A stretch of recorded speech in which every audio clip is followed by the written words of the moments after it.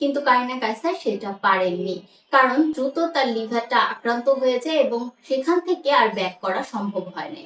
আসসালামু আলাইকুম, আমি পুষ্টিবিদ Naima Ruby SIBL foundation hospital and diagnostic সেন্টারে কর্মরত আছি ডায়েটিশিয়ান হিসেবে। রিসেন্টলি বাংলাদেশের একজন জনপ্রিয় অভিনেত্রী এবং content creator Karina Kaiser liver জনিত সমস্যার কারণে মারা গেছেন এবং বাংলাদেশের অনেকেই বলছেন ফ্যাটি লিভারের কারণে তার লিভার ফেলিওর হয়ে উনি মারা গেছেন। একজন ডায়েটিশিয়ান হিসেবে আমি একটু ব্যাপারটা ক্লিয়ার করতে চাই। ফ্যাটি লিভারের অনেকগুলো স্টেজ আছে। যত বেশি উপরের দিকে স্টেজে যায় একজন মানুষের তত বেশি ক্ষতি হতে থাকে।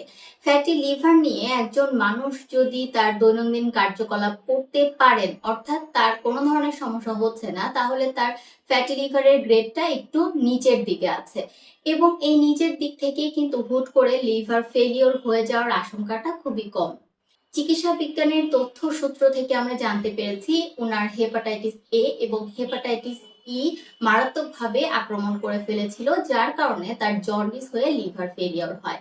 হেপাটাইটিস এ এবং হেপাটাইটিস ই এগুলো হচ্ছে পানিবাহিত একটি ভাইরাস, যেটা আমাদের দূষিত পানি এবং অস্বাস্থ্যকর খাবারের মাধ্যমে আমাদের শরীরে ছড়িয়ে পড়ে।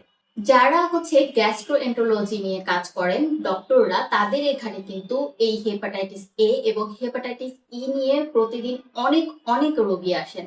অর্থাৎ কারিনা কায়সার কেবল না, বাংলাদেশের অনেকেই এটাতে আক্রান্ত হচ্ছেন, কিন্তু লিভার ফেলিওর অর্থাৎ একেবারেই খারাপ অবস্থায় চলে যাওয়ার যে শতকরা পার্সেন্টেজ সেটা খুবই কম। যারা আক্রান্ত হয়ে যায় তারা চিকিৎসার মাধ্যমে আইসিইউ বা কঠিন পর্যবেক্ষণের মাধ্যমেও কিন্তু 14 থেকে 21 দিনের মধ্যে রিকভার করতে পারে।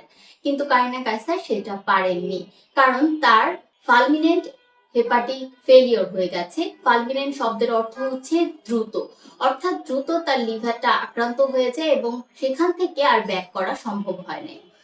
এজন্য যেটা হচ্ছে, যারা ফ্যাটি লিভার আক্রান্ত আছেন তারা এটা নিয়ে অনেক বেশি দুশ্চিন্তাগ্রস্ত হয়ে একেবারেই আরো বেশি অসুস্থ হওয়ার দরকার নেই।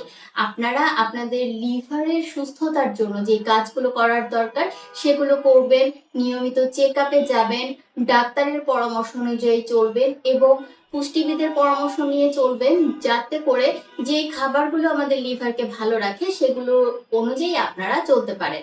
অবশ্যই অপরিচ্ছন্ন কোনো জায়গার খাবার কিংবা পানীয় গ্রহণ করবেন না। খাবার গ্রহণ করার আগে অবশ্যই হাত ভালো করে ধৌত করবেন। বাইরে থেকে যে খাবারগুলো নিয়ে আসবেন কাঁচা, সেগুলো অবশ্যই বিশুদ্ধ পানি দিয়ে ধুয়ে তারপরে গ্রহণ করবেন। রাস্তার যে খাবারগুলো আছে সেগুলো গ্রহণ করা থেকে বিরত থাকতে হবে। অর্থাৎ আমাদেরকে পরিষ্কার পরিচ্ছন্ন থাকতে হবে এবং বিশুদ্ধ খাবার গ্রহণ করতে হবে, যাতে এই পানিবাহিত ভাইরাসগুলো আমাদের শরীরকে আক্রান্ত না করতে পারে এবং আমরা আমাদের লিভারকে ঠিক রাখতে পারি।